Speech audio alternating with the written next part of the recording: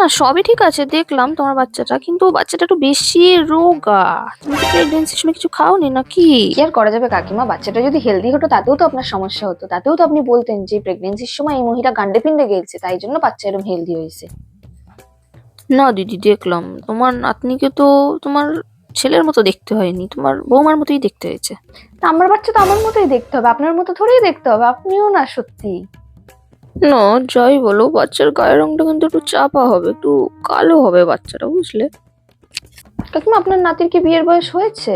না না, আমার নাতি তো অনেক ছোট, আমি তোর বিয়ের কথা বললাম নাকি? না তাহলে আমার মেয়ে কালো হয়েছে না ধলা হয়েছে তা দিয়ে আপনার কি সমস্যা?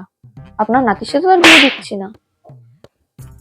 এই এই, তুমি কি দেখেছো? ওর মেয়ের নাকটা কিন্তু বোচা হবে, মেয়েটার নাকটা অতটা ঠিক কালো হবে না, বোচা। ভাগ্যিস আমার মেয়ের নাকটা বোচা হয়েছে, নাহলে তো আবার আপনার মতো সব জায়গায় নাক গলিয়ে বসতো। বাবা, তোমরা এখনকার মেয়েরা ডেলিভারির পরে যা ন্যাকামো করো, এত আতপাতু করো। আমরা তো ডেলিভারির পরে একাই বাচ্চা সামলাতাম, একাই কাজ করতাম, সব একারাই করতাম। বলছি কাকিমা, আপনি কি সবসময় এরকম ভাট বকেন নাকি আজকে এক্সট্রা কোর্স করে এসেছেন ভাট বকার?